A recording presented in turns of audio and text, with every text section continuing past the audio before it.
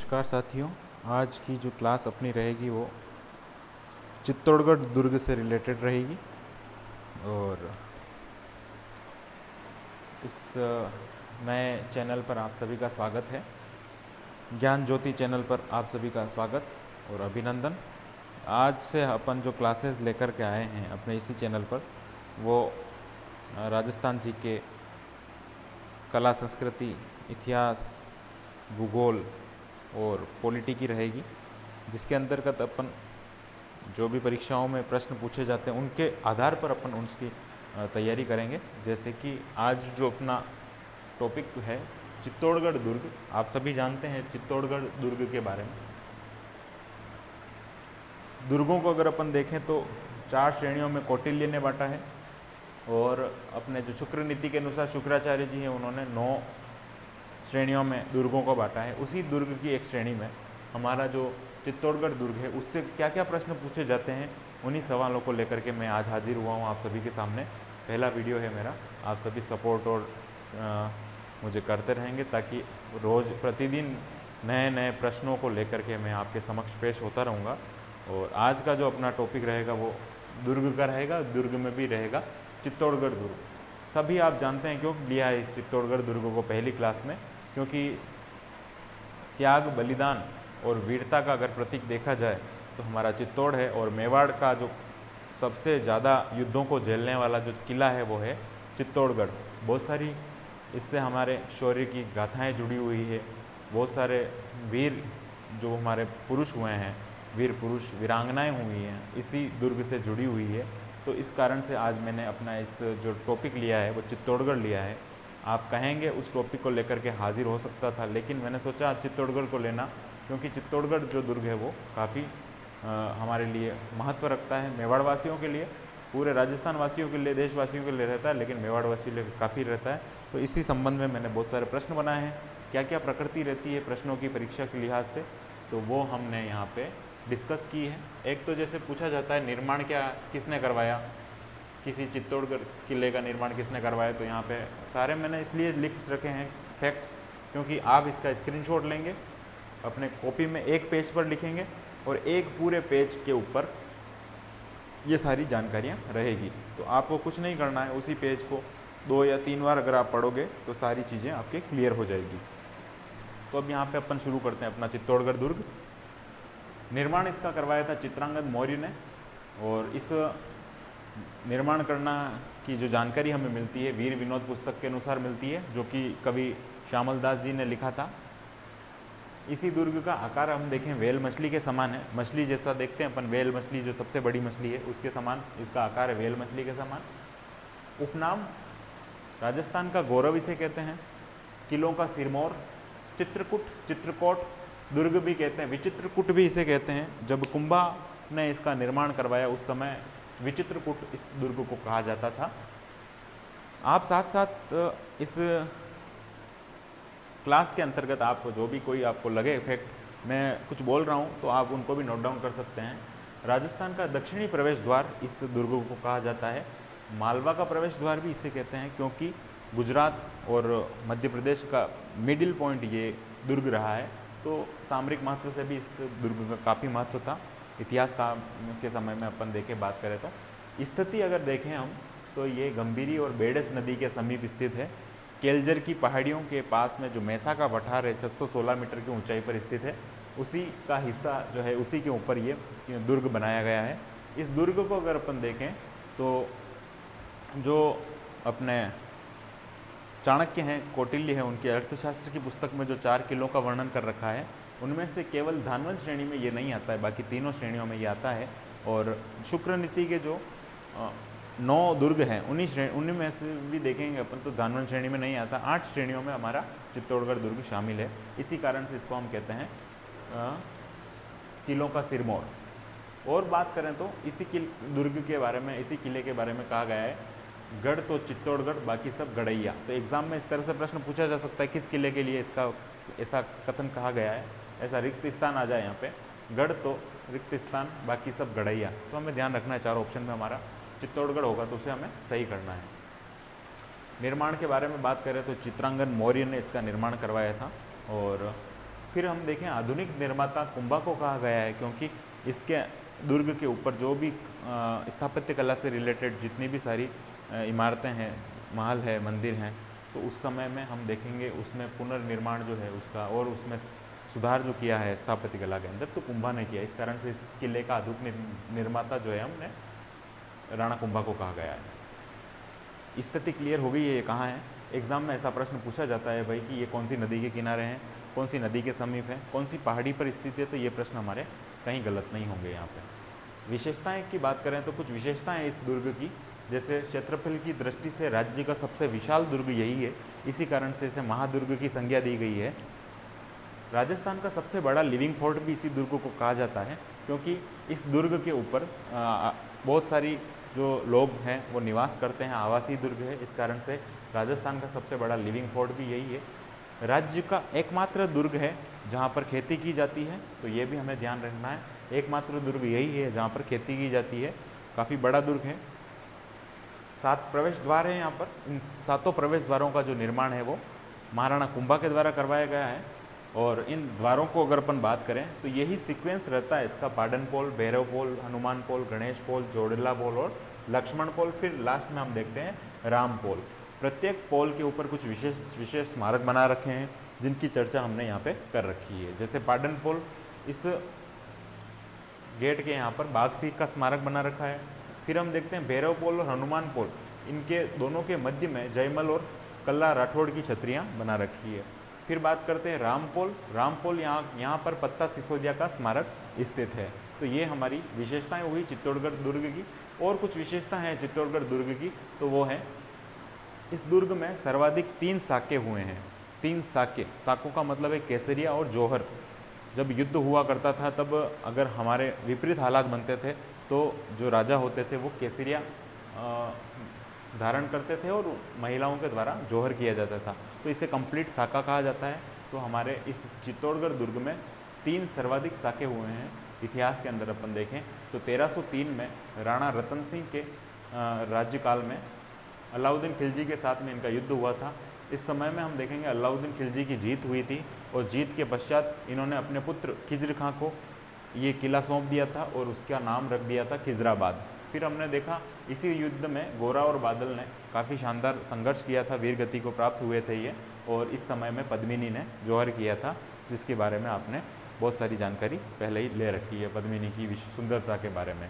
1534 और 35 के अंदर दूसरा साका होता है जिसके अंदर हम बात करते हैं राणा विक्रमादित्य वर्सेस बहादुर शाह जफर का युद्ध होता है। बहादुर शाह जफर अपने रूफी खां को भेजते हैं सेनापति को, और राणा विक्रमादित्य उम्र में छोटे होते हैं तो उनके छोटे भाई उदय सिंह के साथ में उनको अपने ननियाल बूंदी भेज दिया जाता है, और बाघ सिंह अपने यहाँ मेवाड़ का नेतृत्व करते हैं, और बाघ सिंह का उस बहादुर शाह गुजरात का जो शासक होता है उसके सेनापति के साथ में इनका युद्ध होता है, जिसमें बाघ सिंह अपनी वीरता का परिचय देते हैं और युद्ध के दौरान वीर गति को प्राप्त होते हैं। उन्हीं का स्मारक यहाँ पर पाडन पोल पर बना रखा है। इस दौरान जो जौहर किया गया है वो कर्मवती ने किया है, हाड़ी रानी कर्मवती। आप सब जानते हैं सलुम्बर के जो हाड़ी रानी है, अपना शीश कटा करके जो दिया था वो हाड़ी रानी कर्मवती। फिर हम देखते हैं 1567 और 68 के अंदर एक और जो तीसरा साका होता है वो उदय सिंह राणा रहते हैं, और उस समय अकबर के साथ उनका युद्ध होता है।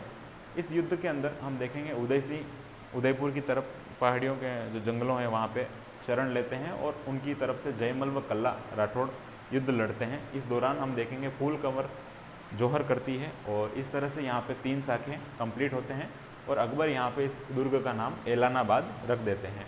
इस दुर्ग के अंदर ये जो तीसरा साका हुआ था, इस तीसरे साके में अकबर ने 40,000 निर्दोष और लोगों को कत्लेआम करने की आज्ञा दी थी। तो इस कारण से यहाँ पर अकबर के ऊपर एक अमिट कलंक यहाँ पे लगता है, इसलिए अकबर के ऊपर जो अमिट कलंक लगा था वो कौन से साके में लगा था, तो वो तीसरा जो साका था वहाँ पे उस समय इनके ऊपर अमिट कलंक लगाया गया था। अब बात करते हैं हम चित्तौड़गढ़ दुर्ग के अंदर और जो प्रमुख स्मारक हैं, महल हैं, मंदिर हैं, उनके बारे में, और हवेलियाँ हैं, और जो कुछ और अन्य स्थापत्य कला से रिलेटेड प्रश्न बनते हैं तो वो हम देखते हैं यहाँ पे। कुछ स्मारक जो हैं वो है, पहला हम देखें विजय स्तंभ, जो हमारे लिए काफ़ी महत्व रखता है, क्योंकि विजय स्तंभ का निर्माण जो है महाराणा कुंभा ने करा था।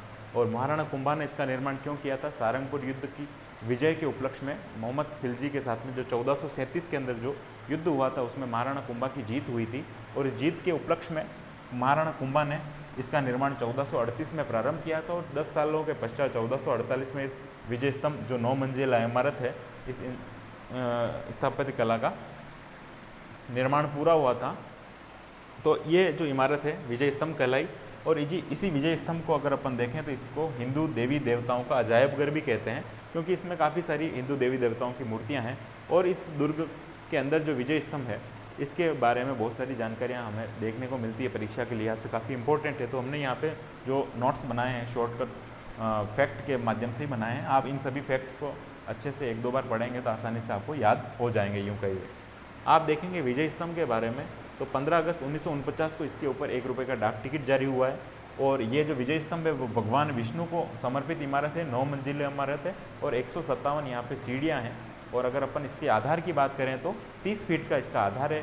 9 मंजिला होने के कारण इसको नवनिधियों का प्रतीक भी कहा जाता है। अन्य नाम इसको जैसे किसी ने उपमा दी है, तो हमारे इस विजय स्तंभ को जो उपमा देने वाले हैं भारतीय मूर्तिकला का विश्व कोश कहने वाले हैं डॉक्टर गॉड्स। तो गॉड्स याद रखें, अपन गॉड ने विश्व कोश कहा है और डॉक्टर गॉड्स हैं, तो डॉक्टर जो होगा उसके हाथों में विश्व कोश या ऐसा कुछ होगा ही होगा, तो हमें याद रखने में आसानी रहेगी। विष्णु ध्वजगढ़ इसको किसने कहा है? उपेंद्र नाथ डे ने। तो अपने पास में ध्वज है तो अपन किसी को देते हैं कि आप ये लो ध्वज मुझे दे, तो ये याद रखना है, दे ध्वजगढ़ किसने कहा है? उपेंद्र नाथ डे ने। इसी विजय स्तंभ की बात करें तो इसका एक और अन्य नाम है विक्ट्री टावर, क्योंकि विजय मतलब विक्ट्री, स्तंभ मतलब टावर। ये सिंपल सा लॉजिक है, इसको अपने को ध्यान रखना है। इसके बाद अपन बात करें तो विजय स्तंभ की जो निर्माण है इसका शिल्पी जो कौन है? जेता, और इनके पुत्र नापा, पुंजा और पोमा। इस विजय स्तंभ के निर्माण में 90 लाख रुपए का खर्च आया है, वो हमें ध्यान रखना है। और फर्ग्यूसन ने इसी विजय स्तंभ की तुलना रोम के टार्जन के से की है। इसी विजय स्तंभ को अगर अपन देखें तो राजस्थान के अंदर कुछ जो ऑफिस हैं, कुछ कंपनीज़ हैं जैसे, तो हम देखें उन संस्थाओं के जो प्रतीक हैं वो कौन कौन सी संस्थाओं के प्रतीक है, तो हमें याद रखना है। एक तो राजस्थान पुलिस, माध्यमिक शिक्षा बोर्ड अजमेर और जेके सीमेंट वर्क्स, उन तीनों का जो है प्रतीक के रूप में इस विजय स्तंभ को प्रयुक्त किया गया है। कर्नल जेम्स टोड ने तो इस विजय स्तंभ के लिए यह तक कह दिया है कि दिल्ली की कुतुब मीनार भले ही ऊंची हो, भले ही शानदार हो, लेकिन विजय स्तंभ की जो कारीगरी है उसका कोई जवाब नहीं। तो कर्नल जेम्स टोड जो घोड़े वाले बाबा हैं उन्होंने कहा है विजय स्तंभ की कारीगरी को कुतुब मीनार से भी श्रेष्ठ बताया है। ये बात हमें ध्यान रखनी है। इसी विजय स्तंभ की तीसरी मंजिल पर 9 बार अल्लाह शब्द लिखा गया है अरबी भाषा में। ये याद रहे हमें कि कौन सी भाषा में लिखा गया है? अरबी भाषा में।